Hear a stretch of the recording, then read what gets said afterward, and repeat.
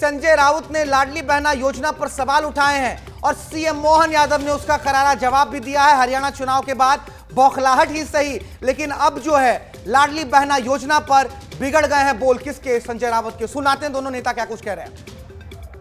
देखिए, ये योजना पूरे देश में कहीं भी सफल नहीं, ये राजनीतिक खेल है पूरा।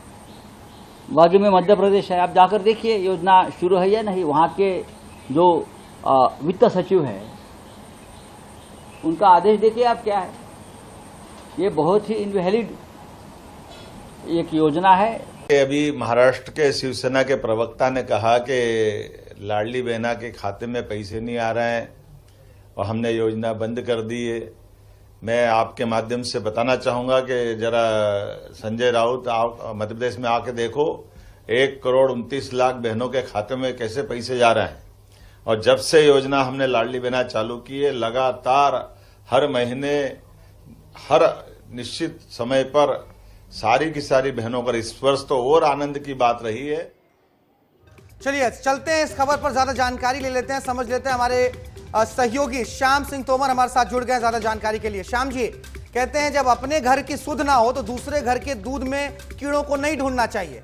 संजय राउत जो है अब बयान दे रहे हैं मध्य प्रदेश में लाडली बहना योजना पर, जबकि हरियाणा चुनाव के बाद संजय राउत ने कहा है कि बीजेपी ने हारे हुए चुनाव को जीता है, कुछ बात तो होगी। मध्य प्रदेश पर अचानक से वार क्यों?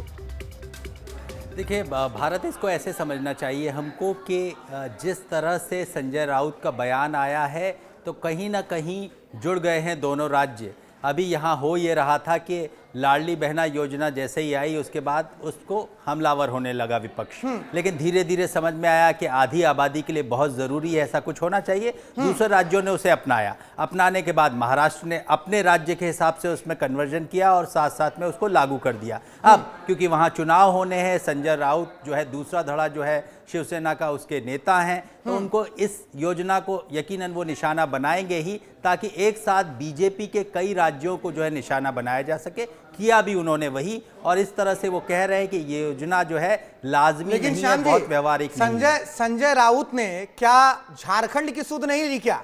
झारखंड में शिवराज सिंह चौहान बनाए गए हैं बीजेपी के प्रभारी और झारखंड के मुख्यमंत्री हेमंत सोरेन ने एक नई योजना शुरू कर दी, मुख्यमंत्री माई योजना। इसी तर्ज पर वो भी योजना है, महिलाओं को पैसे दिए जा रहे हैं, उनके खाते में सीधे पैसे ट्रांसफर हो रहे हैं।